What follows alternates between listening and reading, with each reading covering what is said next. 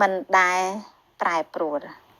ប្រសិនបើសេចក្តីសង្គ្រោះរបស់យើងអាចបាត់បង់មែនម្លោះយើងបាត់បង់ជាយូរមកហើយដោយព្រោះយើងជាមនុស្សយើងតែងតែផ្លាស់ប្ដូរជាច្រើនដងថ្ងៃមួយយើងក្តៅថ្ងៃមួយយើងត្រជាក់ប៉ុន្តែសេចក្តីសង្គ្រោះរបស់យើង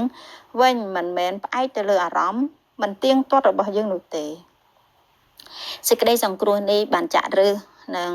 តាំងមូលដ្ឋានយ៉ាងមាំនៅខាងក្នុងព្រះដែលមានសេចក្តីស្រឡាញ់និងភាពស្មោះត្រង់ដ៏មិនចេះប្រែប្រួលចំពោះយើងនៅក្នុងម៉ាឡាគីជំពូក3ខ6យូហានជំពូក1ខ17និយាយថា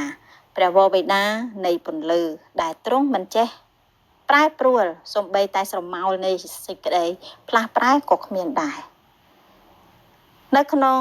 បទយទេវៈជំពូក3ខ22 23និយាយថា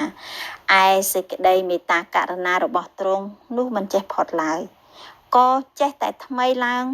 រាល់ព្រឹកជានិច្ចសេចក្តីស្មោះត្រង់របស់ទ្រង់ធំណាស់បើទ្រង់ស្រឡាញ់យើងគ្រប់គ្រាន់ដើម្បីសង្គ្រោះយើងនោះទ្រង់ប្រកាសជាស្រឡាញ់យើងឲ្យគ្រប់គ្រាន់ដើម្បីរក្សាយើងជាប់នៅក្នុងសេចក្តីសង្គ្រោះដែរសេចក្តីស្មោះត្រង់របស់ទ្រង់ពិតជាធំអស្ចារ្យមែន